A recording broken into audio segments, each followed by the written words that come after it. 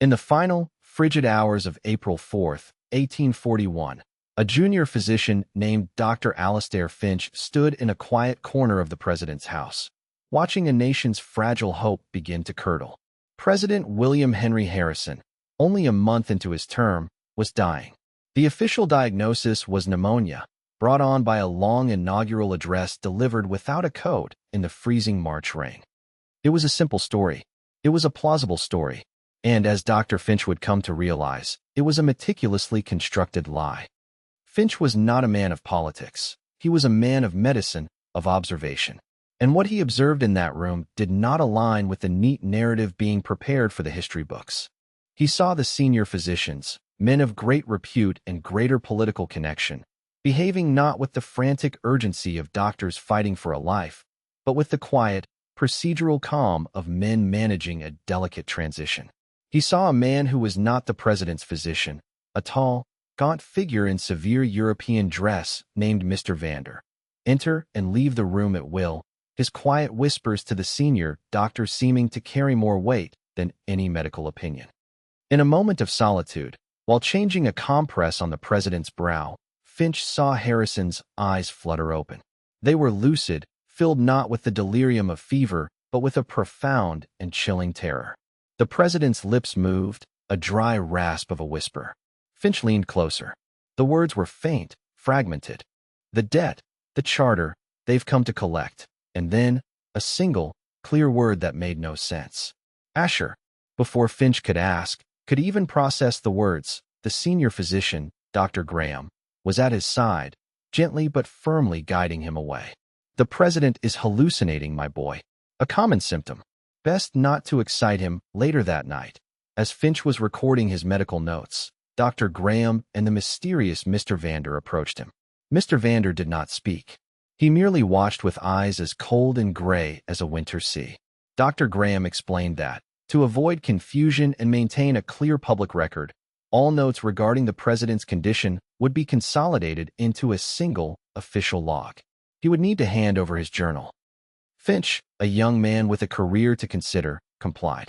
He watched his detailed observations, including the president's last, strange words, disappear into Mr. Vander's leather satchel. The next morning, President Harrison was dead. The official cause of death was pneumonia, and the story of the inaugural address became an American fable. Dr. Alastair Finch never spoke of it again. He lived a long and unremarkable life as a country doctor in Virginia. But he kept a second journal, a secret one. But here's what the official histories, the ones curated and approved, will never tell you. Here is what was buried in a dusty Virginia attic for 170 years. The death of William Henry Harrison was not a tragic accident. It was a message. It was a foreclosure. It was the quiet, brutal business of a creditor dealing with a recalcitrant asset. Because Harrison, a military man with a stubborn streak of honor, had made a fatal mistake. He had believed the stories they told the public. He had believed he was president.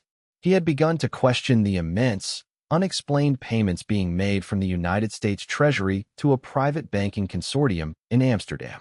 He had started asking who, exactly, owned the notes on the nation's debt. He had to be reminded who was in charge. This is not the story of one president's untimely death. This is the story of all of them. This is the story of a hidden dynasty, a bloodline of financiers who, from the very beginning, owned the United States of America. They didn't just influence it. They didn't just have a hand in its politics. They owned it. Lock, stock, and barrel. From George Washington to the day the system changed in 1913, every man who sat in that office was either their willing servant or their broken debtor. Welcome to the story they tried to erase. Welcome to the ledger that holds the real accounting of American power. To understand the scale of this deception, we must return to the beginning, not to 1776, but to the decades before. They tell us the American Revolution was a battle for liberty, a philosophical struggle against tyranny. They speak of powdered wigs and lofty declarations. They speak of farmers with pitchforks standing up to an empire. They are lying. The American Revolution was a business transaction. It was a leveraged buyout of the most valuable undeveloped property in the world. And it was orchestrated by a family who had perfected the art of profiting from the chaos of nations, the House of Asher-Van Dorn. Section. They were not kings or emperors. Their names appeared on no treaties. Their power was quieter, more fundamental. They were the masters of debt. For centuries, they had operated from the shadows of Geneva, Amsterdam, and London, financing both sides of every major European conflict, knowing that the victor and the vanquished would both need to borrow to rebuild. They understood that the true throne of power was not made of gold, but of paper, of ledgers, of obligation. In the mid-18th century, they saw a unique opportunity in the American colonies. The British Crown, their chief rival, was extracting immense wealth from the New World, but was doing so inefficiently, hampered by bureaucracy and the costs of empire. The Ashur-Van-Dorns calculated that the colonies, as a standalone entity, could generate exponentially more wealth if they were uncoupled from Britain and managed with the ruthless efficiency of a corporate enterprise. So they began to plant the seeds. They used their vast network of agents and correspondents to subtly fund and encourage the nascent revolutionary movements. They financed the pamphleteers, the agitators, the Sons of Liberty. They circulated philosophical arguments for independence, all the while preparing the financial instruments that would be the true chains of this new freedom. When the war finally came, the Continental Congress was bankrupt. They had no currency, no credit, no means to pay or equip an army. This is where the official history becomes hazy, speaking vaguely of loans from France and Holland. But who, specifically, arranged these loans? Who were the bankers who suddenly decided to risk a fortune on a ragged rebellion against the most powerful empire on earth? The answer is found in the private correspondence of men like Robert Morris, the so-called financier of the Revolution. His letters, buried in deep archives and rarely cited, speak not of nations, but of a private consortium and a sovereign trust that demanded specific terms. These terms were not just for repayment with interest. They were far more insidious. The trust demanded collateral, and the collateral was the future revenue of the nation itself. Its taxes, its tariffs, its land. George Washington, the noble general, knew this. His own letters from the brutal winter at Valley Forge are filled with desperation, begging the Congress for funds that never came. Then, suddenly, a shipment of gold arrives. Not from France. It arrives on an unmarked Dutch vessel, brokered by agents of the Sovereign Trust. The army is saved. The war continues. But a price has been paid. A deal has been struck. A primary source, a journal kept by one of Washington's aides, a young Alexander Hamilton, contains a chilling entry from that period. It is written in a simple code, but the meaning is clear. The general met today with the men from Amsterdam. He was grim. He spoke of a bargain for our children's children. He said, "We have traded one king for another, but this new king is invisible and his crown is a ledger book." This entry was stricken from the official publication of Hamilton's papers in the 19th century. It was deemed a forgery, a fiction, but the original document exists, held in a private collection, away from the sanitizing hands of the institutional historians. They say Washington became the first president, but the truth is he was appointed the first regional manager of the Trust's North American venture. His entire presidency was consumed with repaying the debt. Hamilton's financial system, the creation of a national bank, the assumption of state debts.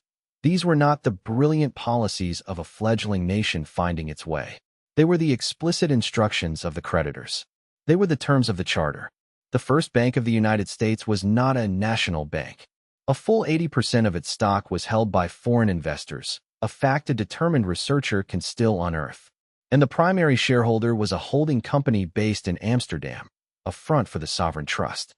The pattern was established. Every president who followed inherited the same arrangement. They were caretakers of an enterprise that was not their own. Consider Thomas Jefferson. He is remembered as the champion of the common man, an agrarian idealist who feared the power of banks. Yet this same man lived his entire life drowning in a sea of personal debt. His lavish lifestyle, his Monticello, his books, his wine, all were financed by enormous loans from the same European banking houses connected to the trust. Was this a personal failing, or was it leverage? A man who owes a great deal of money is not a free man. A president who owes his entire existence to a creditor is not a president. He is an asset. And that leverage was used to its full effect in 1803. The story of the Louisiana Purchase is taught as a masterful act of diplomacy by Jefferson, a shrewd bargain that doubled the size of the country. The reality is far more transactional. Napoleon, embroiled in his own wars, also financed, on both sides, by the trust, needed cash desperately. The trust saw an opportunity to consolidate its American asset. They brokered the deal. They provided the funds for the United States to purchase the territory from France. In effect, the sovereign trust bought a massive piece of America from one of its debtors, Napoleon, and sold it to another of its debtors, Jefferson, financing the entire transaction and placing the costs squarely on the backs of the American taxpayer, with interest. Jefferson didn't negotiate a deal. He signed the financing papers put in front of him. His personal debts were quietly restructured. His compliance was assured. The evidence for this is not in the public treaties. It is in the shipping manifests and bank ledgers of the time. The gold used to pay Napoleon did not originate from the U.S. Treasury. It was transferred from banks in Amsterdam and Geneva to Paris through Hope and Company, a bank long known to be a primary vehicle for the Asher Van Dorn interests. The United States government simply took on a new, larger mortgage with the same invisible landlord. This pattern of control, of using debt as a leash, continued for decades. Presidents came and went. Some were compliant. Some, like John Quincy Adams, chafed under the arrangement, spending his presidency in a state of constant political frustration, unable to pass his agenda. Why? Because the trust controlled the purse strings. They could tighten credit, trigger financial panics, and turn the public against any leader who stepped out of line. The Panic of 1819. The Panic of 1837. These were not cyclical market failures. They were warnings. They were tools of discipline. Then came a man who would not be disciplined. A man who saw the bars of the cage and decided to try and break them. Andrew Jackson. The official narrative paints Jackson as a fiery populist, a Democrat with a lowercase d, who fought a heroic bank war against the Second Bank of the United States out of a principled opposition to centralized financial power. This is a comforting, sanitized version of a much more brutal story. Jackson was not fighting a bank. He was fighting the trust. He was the first president to truly understand the nature of the beast. As a land speculator and military man from the frontier, he had seen firsthand how foreign-controlled credit could create and destroy fortunes, how it could dispossess farmers and swallow entire territories. He saw the Second Bank of the United States for what it was, the trust's primary mechanism of control within the country, the head of the serpent, and he resolved to kill it. His entire presidency became a singular, obsessive crusade. When he vetoed the bank's charter renewal in 1832, he was not just signing a political document. He was declaring war. The head of the bank, Nicholas Biddle, was merely a high-level employee of the trust, but he fought back with the full power of his employers. Biddle, in his private letters to other bankers, openly boasted of his power. The other members of the government, from the president down, are my creatures and must do my bidding. He engineered a financial contraction, deliberately causing a recession to pressure Jackson. He bribed congressmen and newspaper editors. The entire political and financial establishment, beholden to the trust, turned on the president. But they underestimated Jackson. They thought him a crude backwoodsman. They didn't realize he was utterly ruthless and willing to burn the whole system down. He pulled all federal deposits from the Second Bank, effectively starving it of its capital. The trust retaliated. On January 30th, 1835, as Jackson left the Capitol building, a man named Richard Lawrence emerged from the crowd, drew 2 pistols, and fired at Jackson at point-blank range. Both pistols misfired. The odds of a single percussion pistol misfiring were low. The odds of 2, in succession, in dry weather, have been calculated by firearms experts as 1 in 125,000. Jackson, for his part, never believed it was an accident or the act of a lone madman. He was convinced it was an assassination attempt orchestrated by his financial enemies. He told his vice president, Martin Van Buren, "The bank is trying to kill me." He was right. The trust had decided to escalate from financial discipline to physical removal. They failed. Jackson succeeded in destroying the Second Bank. For a brief, shining moment, it seemed the nation had broken free. Jackson even managed to pay off the entire national debt in 1835, the only time in American history that has ever happened. He had severed the primary artery of control. The victory was short-lived. The trust was patient. They were immortal. They simply retreated, regrouped, and allowed the consequences of Jackson's actions to unfold. Without a central bank to regulate lending, the state banks Jackson had empowered went on a speculative frenzy. The trust, having withdrawn its capital, watched the bubble grow, knowing exactly when they would pop it. In 1837, just as Jackson's successor Van Buren took office, they called in their international loans. The bubble burst. The panic of 1837 plunged the nation into a deep depression, the worst in its history to that point. Van Buren was blamed. Jackson's policies were blamed. The message was clear: you cannot escape us. Any freedom you think you have is an illusion we allow you to enjoy.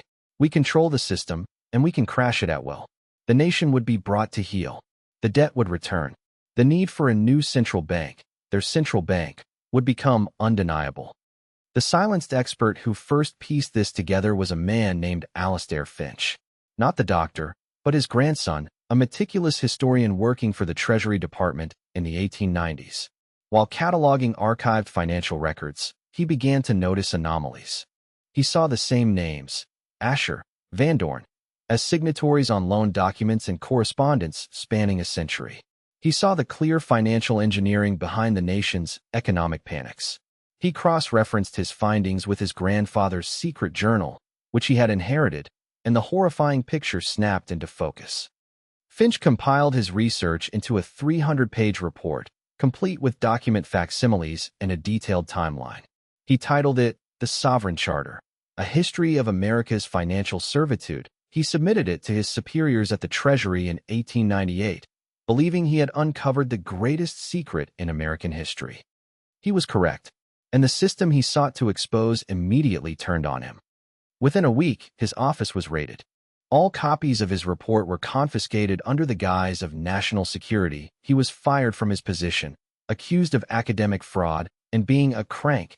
A coordinated smear campaign in the newspapers, funded by banking interests, painted him as a madman. His reputation was destroyed.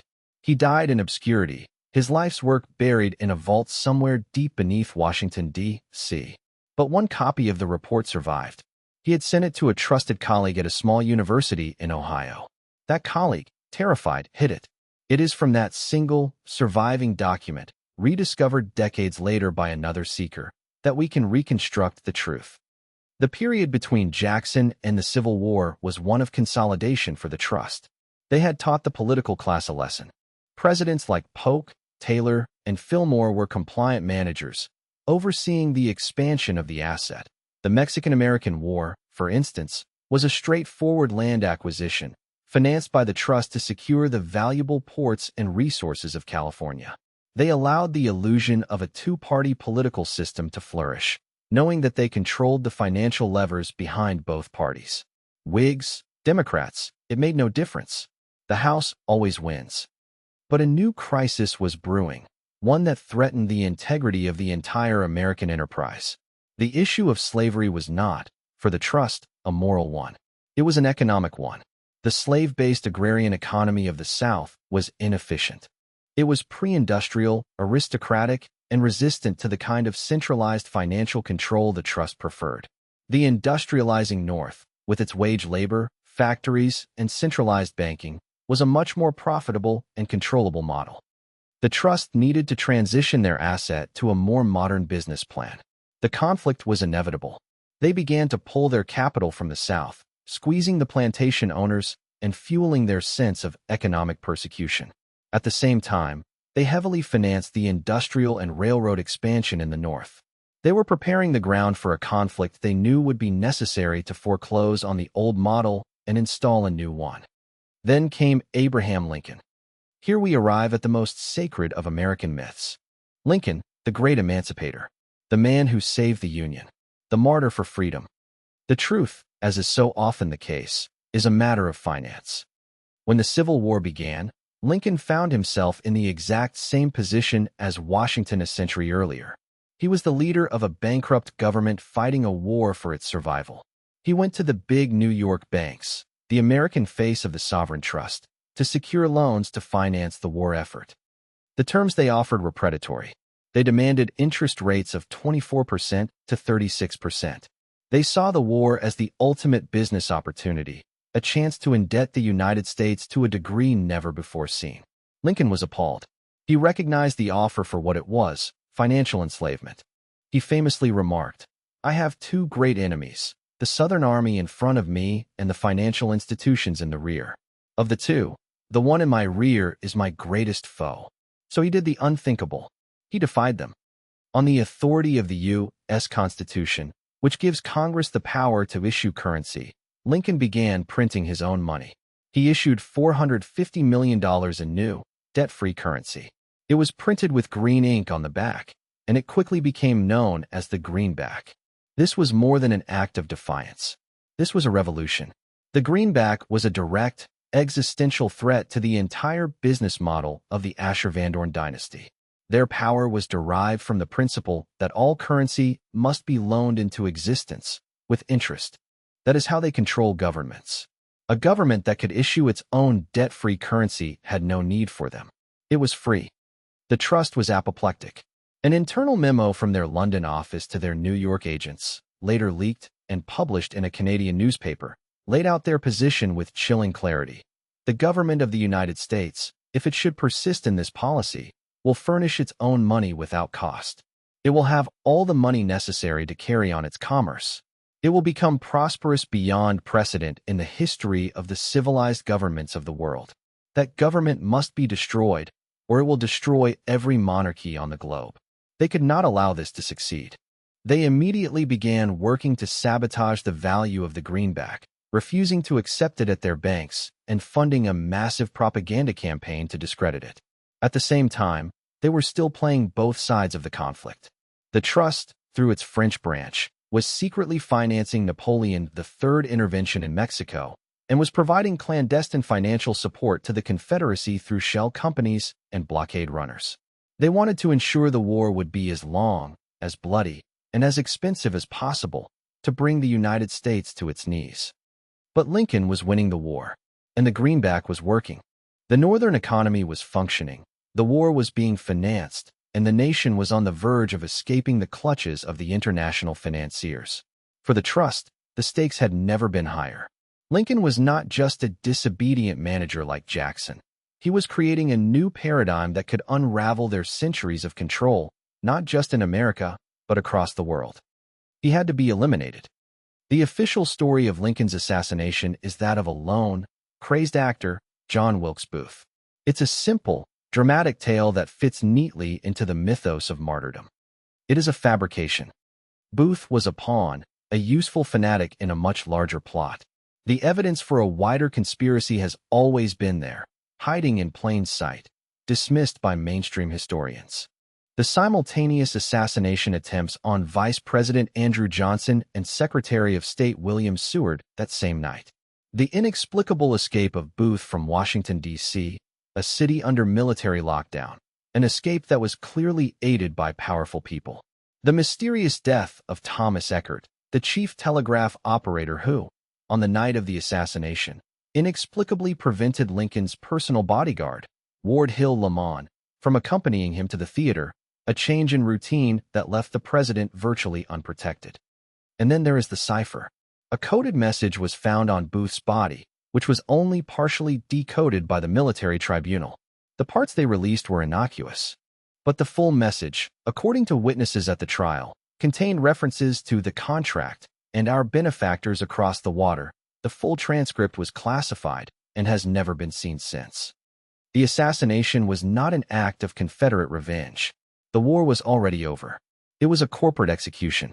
It was the sovereign trust removing the one man who had discovered the secret to true national independence and had the courage to use it. With Lincoln gone, the system was immediately put back in place. His successor, Andrew Johnson, ordered the greenbacks to be pulled from circulation. The National Banking Act of 1866 was passed, reinstating a system of privately owned banks issuing currency as debt. The nation was plunged into debt to pay for the war, a debt that would take generations to pay off. The trust was back in control, their grip tighter than ever before. This is the grand unifying theory, the sovereign charter, as Finch called it. It posits that the United States was never a truly independent republic. It was conceived, from the beginning, as a vast commercial enterprise, a subsidiary of an ancient financial dynasty. Its presidents were managers, its laws were bylaws, its wars were hostile takeovers, and its citizens were simply entries on a balance sheet.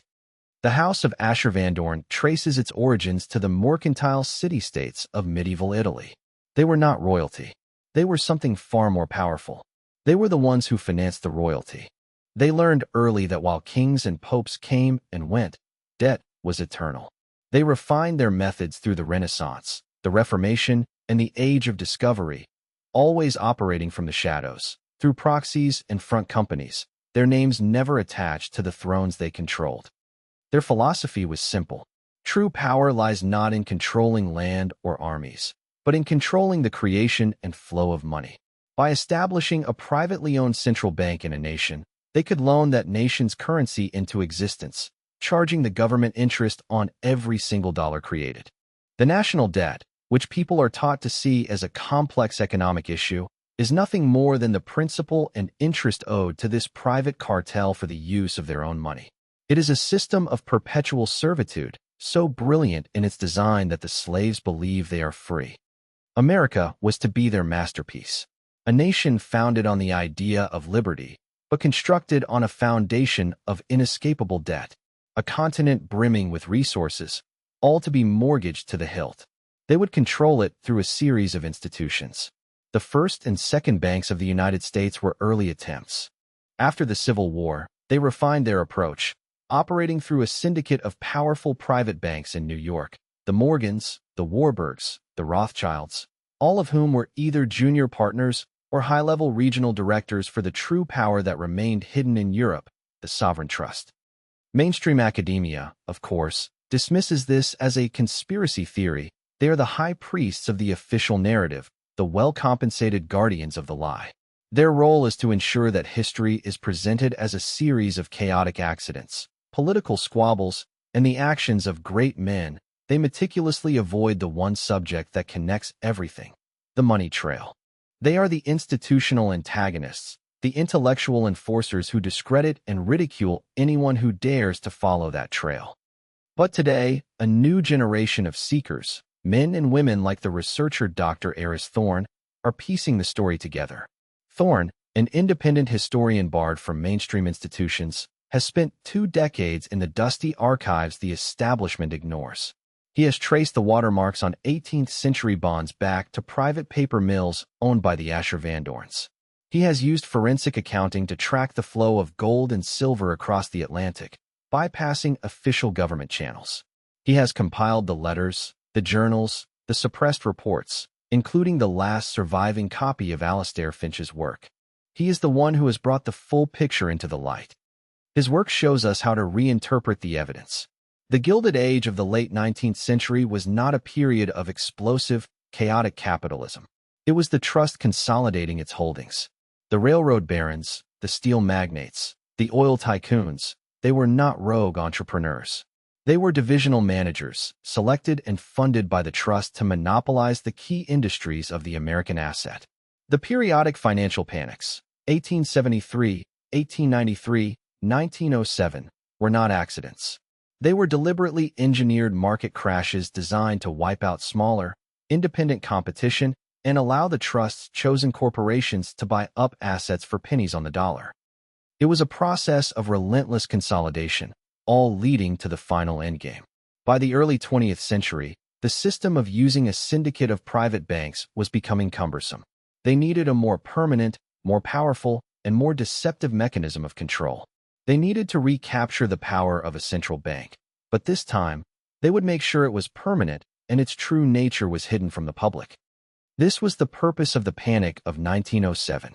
It was the most carefully engineered crash of all.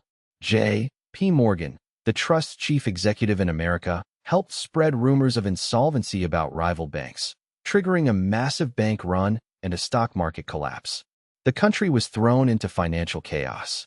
Then, Morgan and his associates stepped in as saviors, lending money to shore up the system.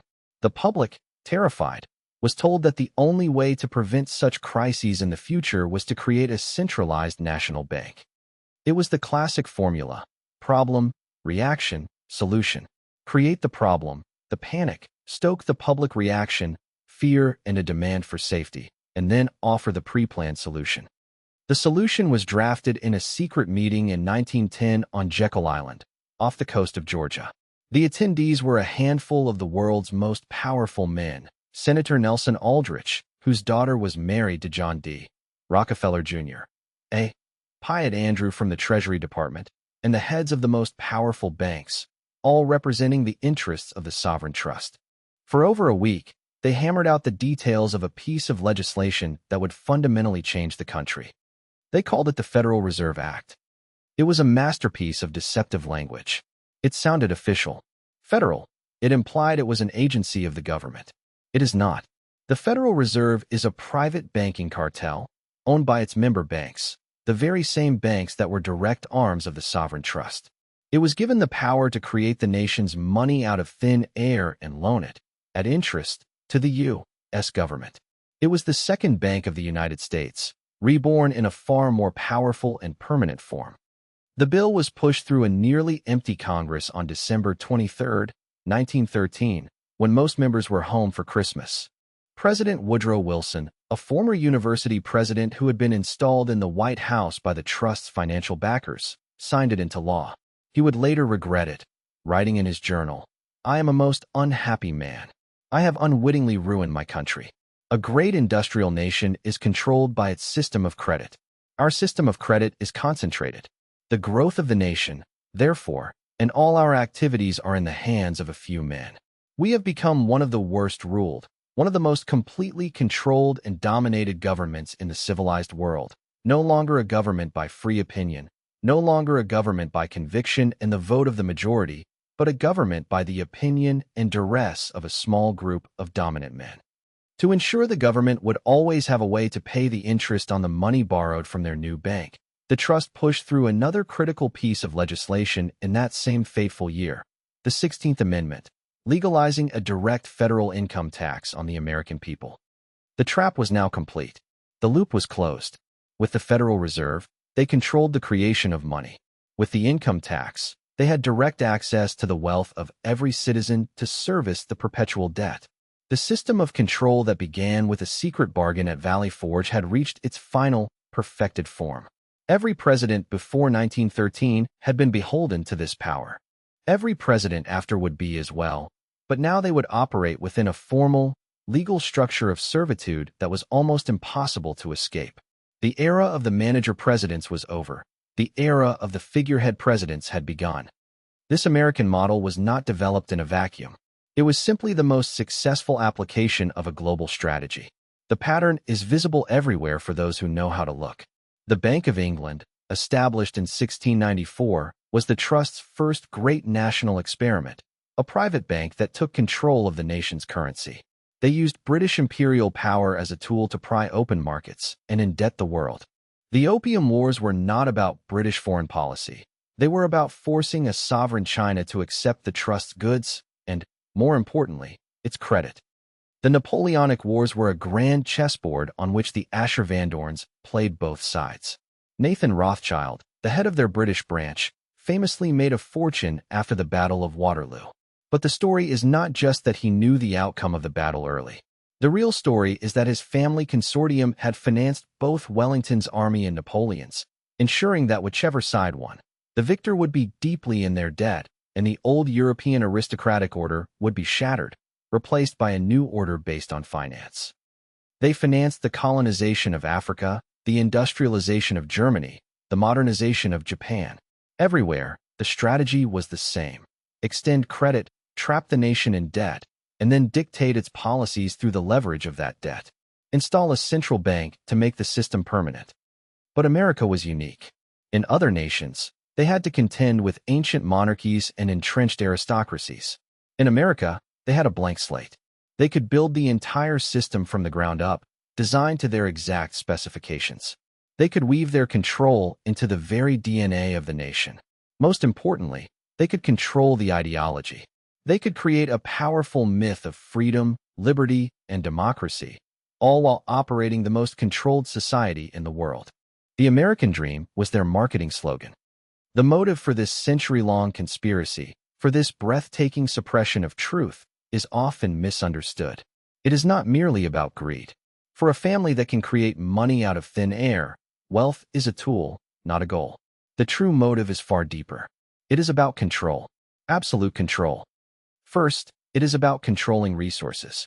By keeping nations in a state of perpetual debt and competition, they can dictate the flow of the world's resources, oil, minerals, food, labor, to their own advantage.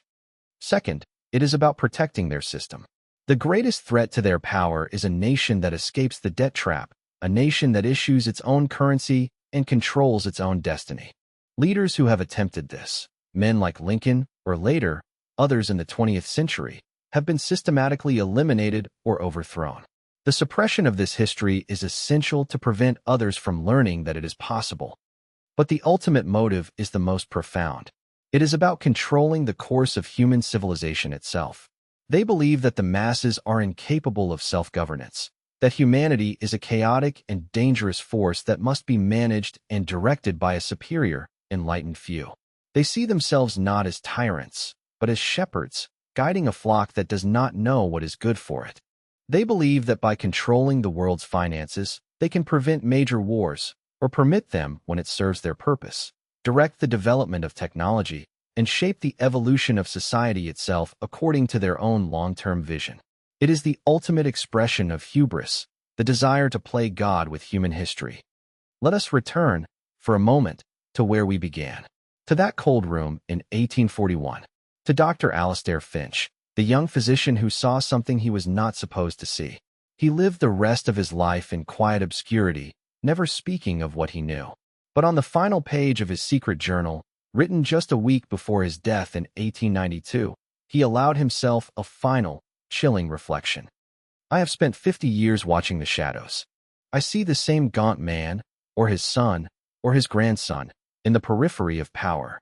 I saw him in photographs standing behind Buchanan. I read his name, Van Dorn, on a list of private financiers meeting with Lincoln's Treasury Secretary. They are always there. The face changes, but the eyes are always the same. Gray, cold. The eyes of a man who does not see a nation, but an investment. Harrison was not the first. He was simply the first that I saw. I now believe none of them are truly chosen by the people. They are selected. They are vetted for their compliance or their weakness. They are assets placed in charge of other assets. This great republic is a ghost. It is a story we tell ourselves while our keepers count their money in a room far across the sea. I have seen the truth, and I have had to live with the silence. May God forgive us. The truth does not stay buried forever. It leaves echoes. It leaves traces in the archives. It persists in the anomalies that the official histories cannot explain away. The evidence is there for anyone willing to look past the comforting lies we are taught in school. The patterns are undeniable. The history of the United States is not a story of liberty. It is a story of debt. It is the story of a brilliantly executed, long-term business plan, conceived by a hidden power that understood the deepest secret of empire. You do not need to rule from a throne if you own the bank that owns the throne. They didn't just buy the land. They didn't just buy the laws. They bought the presidency. And until 1913, every man who held that office was simply a manager, reporting to the true owners of America.